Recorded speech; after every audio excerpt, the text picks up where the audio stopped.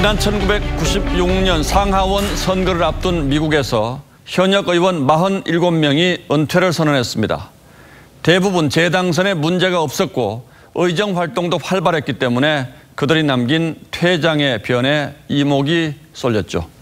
먼저 세대 교체형부터 보겠습니다. 성경의 모든 일에는 때가 있다고 했습니다. 내게는 지금이 그때입니다. 너무 오래 정치를 하면서 타성에 빠진 동료들을 목격했습니다. 아직 사회에 봉사할 수 있을 때 떠납니다. 그리고 다들 서로 타협하기보다 상대를 파멸시키려고 든다는 정치 환멸형, 할머니 역할이라는 새로운 도전에 나선다는 가정 중시형도 있었습니다. 우리 정계에서는 원조 보수를 자처했던 김용갑 의원이 유쾌하게 물러났던 기억이 납니다. 2008년 총선을 앞두고 그는 당시 한나라당에서 처음으로 불출마 선언을 했습니다. 3선이면 국회의원에게 환갑이다. 박수 칠 때 떠난다고 했죠. 세대 교체형이었습니다.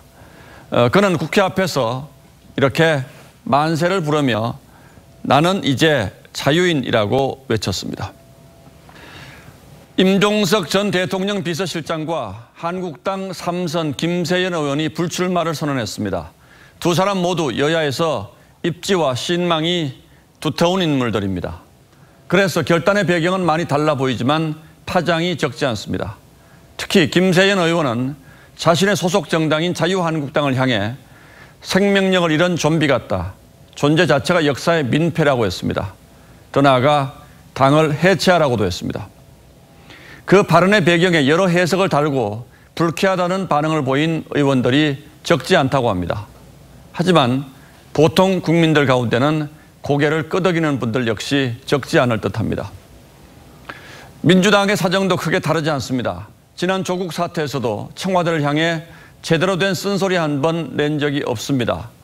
일부 의원들이 불출마 선언을 선점하면서 눈길을 끌긴 했습니다만 국민이 바라는 인적 쇄신의 수준과는 역시 거리가 있습니다. 일부 586 인사들이 억울하다는 목소리를 내는 것도 공감 능력 부족을 자인하는 것일 뿐입니다. 그래서 국민들이 지금 임종석, 김세연의 선택에 주목하는 것입니다. 예나 지금이나 정치의 요체는 나아갈 때와 물러날 때를 아는 것이라고 했습니다. 그런데 과연 지금 여의도에는 이 기본을 아는 정치인이 몇이나 되는지 모르겠습니다.